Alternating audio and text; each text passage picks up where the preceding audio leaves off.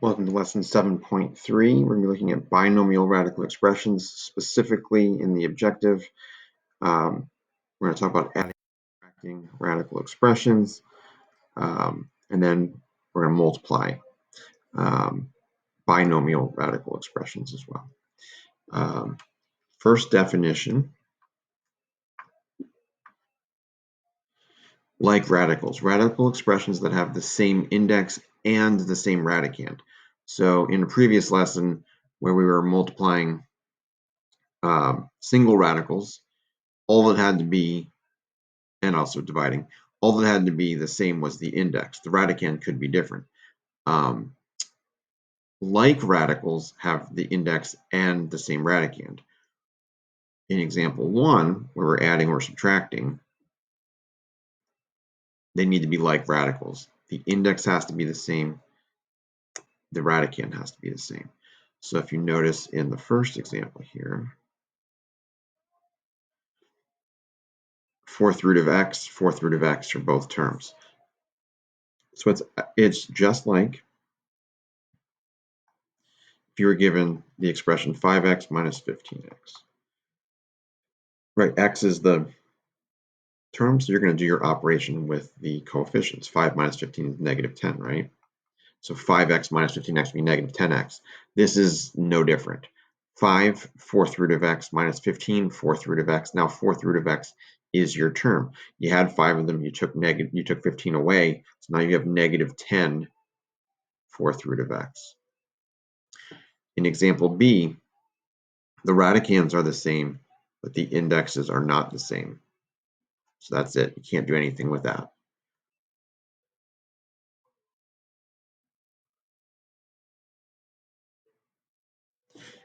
For part C, you have square root of xy plus 16 square root of xy. So square root of xy is your term. They are like terms. They are like radicals. So you had one of them and you added 16 of them. Now you have 17 of them.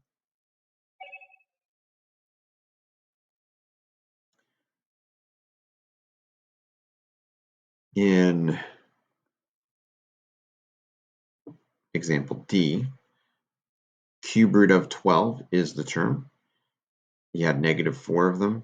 Now you're adding 7 of them. So now you have 3 cube root of 12.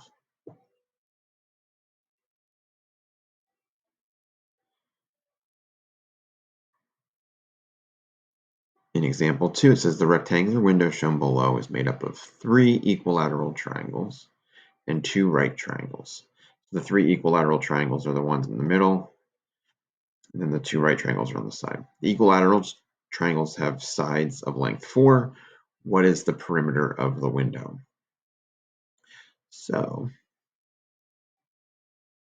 essentially, 4 are all of these sides, including this and this and this. What we don't know is what's over here. Since it's a rectangle, we know that they're the same.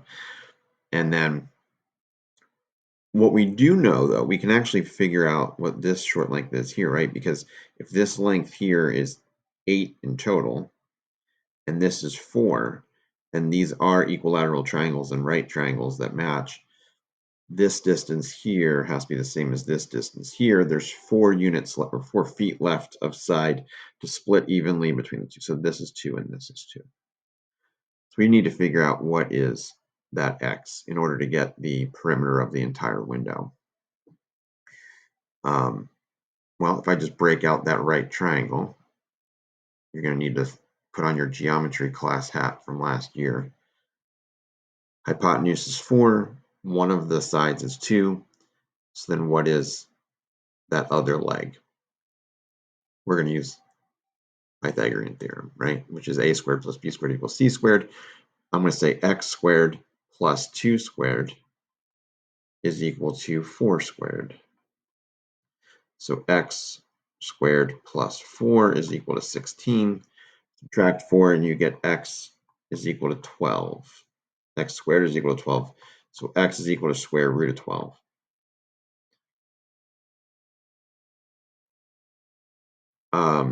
Square root of 12 is not simplified. You can break that into 4 and 3. Square root of 4 is 2. 3 will stay, so this is equal to 2 root 3. So this is 2 root 3. Same as that there. So now if I'm doing the perimeter of the window, I know this side is 8. This side is 8, right? This side is 2 root 3. This side is 2 root 3. And now we're going to add them together. The 8 plus the 8 makes 16. 2 root 3 plus 2 square root 3. I can add them together because they're both square roots of 3. 2 plus 2 is 4.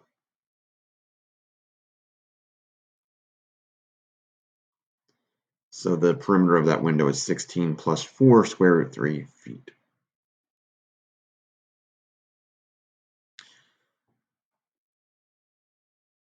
Example 3. Same idea. And actually, what we kind of did in that last example as well, we had to simplify one of the radicals, right? That's what we need to do here. At first glance, it looks like the radicands are all different, but if you simplify them, maybe something will be able to be added together. So square root of 50 can break into 25 and 2. 25 will come out as 5 square root 2. 32 can break into 16 and 2. 16 square root of 16 is 4. 4 times 3 is 12 root 2. 18 can break into 9 and 2. Square root of 9 is 3. Multiply by the negative 5 out there, you get negative 15 square root 2. These are all square root 2, so they are all like radicals, so we can combine them all. 5 plus 12 is 17, minus 15 is 2, square root 2.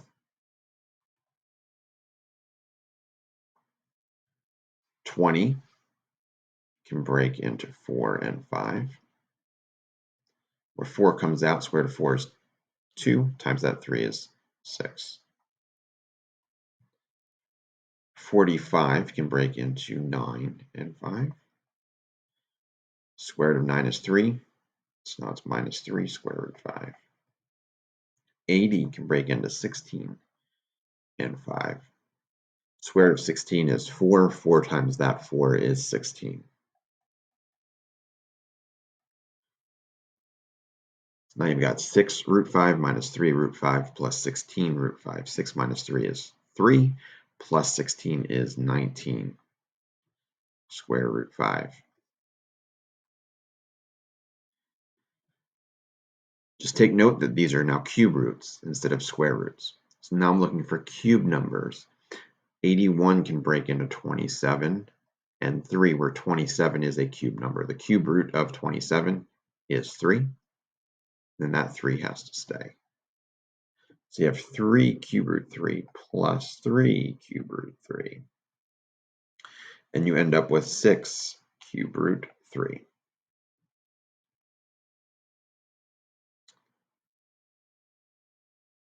All right, for fourth powers, we're looking for fourth power numbers. Fourth roots, we're looking for fourth power numbers. 48 can break into 16 and 3. 16 is 2 to the power of 4. So the fourth root of 16 is 2. Now we'll multiply the 2 that's already out there. So you've got 4, fourth root of 3. 243 can break into 81 and 3. Where 81 is 3 to the fourth power. So the fourth root of 81 is 3, which will multiply the 3 that's already out there. So you get 9 fourth root of 3. 4 fourth root of 3 plus 9 fourth root of 3 is 13 fourth root of 3.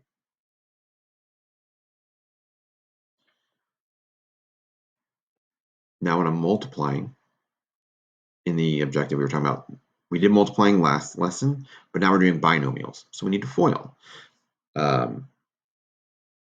So I just simply start 3 times 2 is 6. 3 times negative 4 root 5 is negative 12 root 5. Root 5 times 2 is plus 2 root 5. Root 5 times negative 4 root 5 ends up being negative 4 times 5. I just do the square root of 5 times square root of 5 to get that 5. Now I'm going to simplify. Negative 4 times 5 is negative 20. That negative 20 will add with that 6 and get negative 14. Negative 12 root 5 plus 2 root 5 is negative 10 square root 5.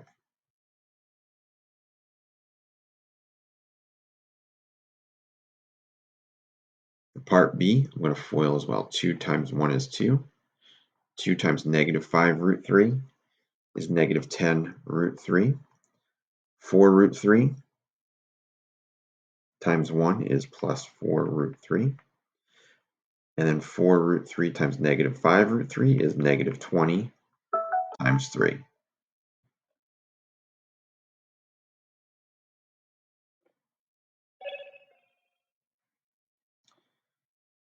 Negative 20 times 3 is negative 60. Negative 60 plus 2 is negative 58. Negative 10 root 3 plus 4 root 3 is negative 6 root 3. That would be your answer, negative 58 minus 6 root 3. When you have a binomial squared, that simply means you FOIL it with itself. It does not mean you square both separately. You need to FOIL. Root 2 times root 2 is 2. Square root 2 times square root 3 is plus square root 6. Square root 3 times square root 2 is square root 6. Square root 3 times square root 3 is 3.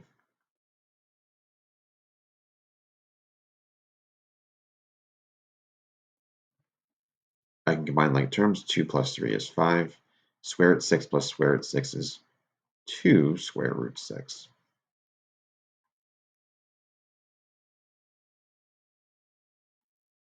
Square root 6 minus square root 7. Same thing, we're just going to FOIL. So square root 6 times square root 6 is 6. Square root 6 times negative square root 7 is negative square root 42. Negative square root 7 times square root 6 is negative square root 42. And then negative square root 7 times negative square root 7 is plus 7. Combining like terms, you get 13 minus 2 square root 42. Okay.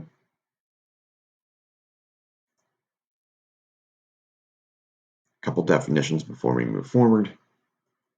Square root of a plus square root of b and square root of a minus square root of b are called conjugates. All right. When you multiply these together, let's work it out. Square root of a times square root of a is a. Square root of a times negative square root of b is negative square root ab. Square root b times square root of a is plus square root ab. And square root of b minus, well, sorry, square root of b times negative square root of b is negative b. Those two middle terms in this case will cancel out, and you're left with just a minus b. So what you're seeing happen here in example 4 is we're multiplying conjugates together.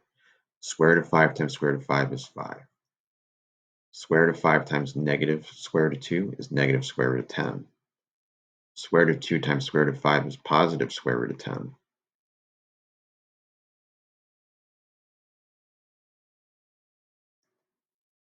Square root of 2 times negative square root of 2 is negative 2. Middle terms cancel out and you get just 3. So if you multiply a radical binomial by itself, by its conjugate, you get a rational number.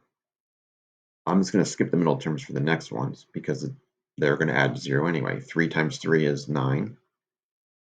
3 times negative root 7 and root 7 times 3 will add to 0. And then square root 7 times negative square root 7 is minus 7. So this is equal to 2. Here you've got a radical with a coefficient, no different. 2 root 6 times 2 root 6 is going to be 4 because the 2's multiply together to get 4. And then square root 6 times square root 6 is 6. Middle terms are going to cancel, and then root 2 times negative root 2 is minus 2. 4 times 6 is 24, minus 2 is 22. 8 times 8 is 64. 8 times 4 root 3. And it's okay that one of these is not a radical. And that's fine. 8 times 8 is 64. Middle terms are going to cancel out. And then negative 4 root 3 times 4 root 3 is negative 16 times 3. Negative 16 times 3 is negative 48. So 64 minus 48 is 16.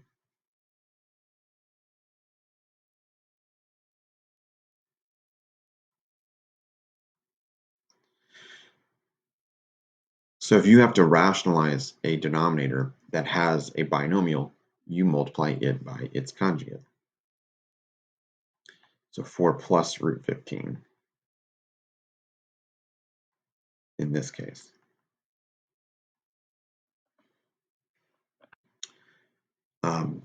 The numerator is going to be a mess, but that's okay because your goal here is just to get the denominator to be rational.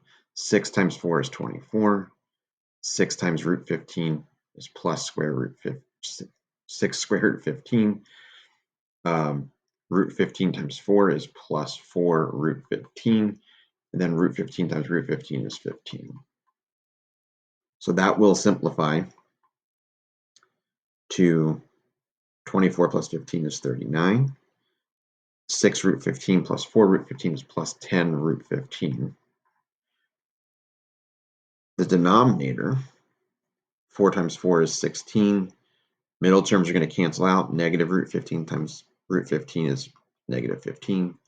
So you get 1. So the answer here is 39 plus 10 square root 15.